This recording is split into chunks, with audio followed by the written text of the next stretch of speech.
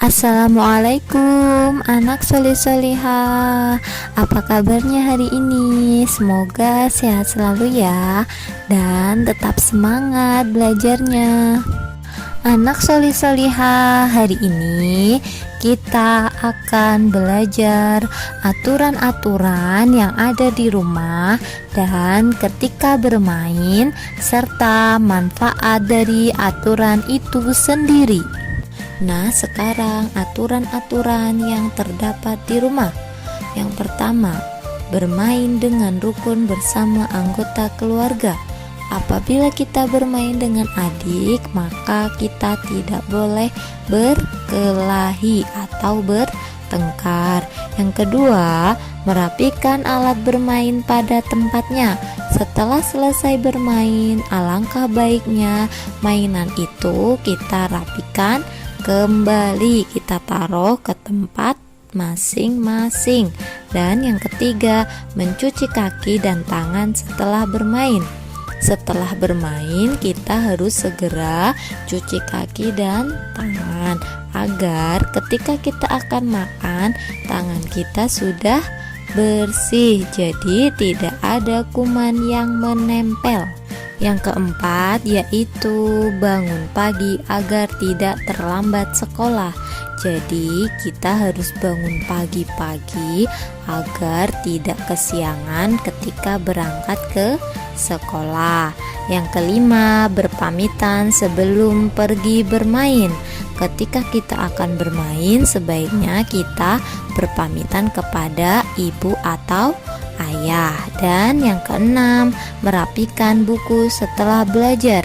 Setelah selesai belajar, buku-buku yang kita gunakan maka kita rapikan dan kita taruh di meja belajar agar besoknya kita bisa menggunakan lagi dan buku-buku itu tetap rapi. Nah, untuk selanjutnya yaitu aturan ketika bermain. Apa saja aturannya anak solih-solihah?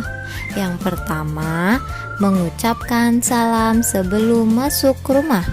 Ketika kita akan memasuki rumah teman kita, ketika akan bermain, maka kita mengucapkan salam terlebih dahulu.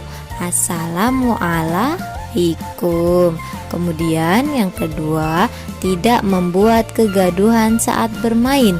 Kita tidak berisik saat bermain karena bisa mengganggu orang lain.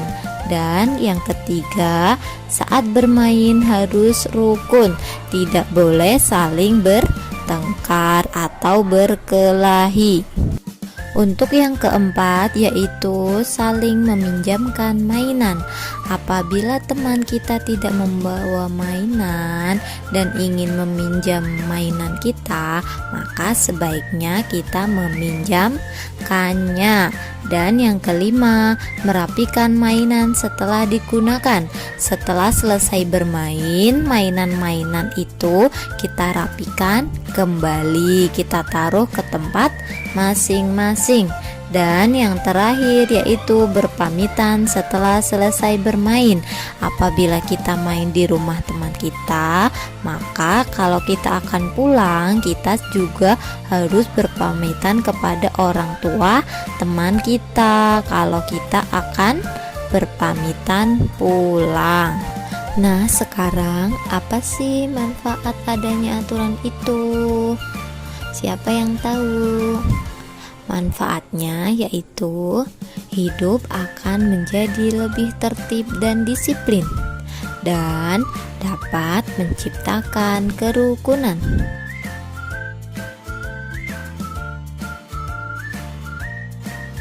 Cukup sekian penjelasan materi dari Ustazah.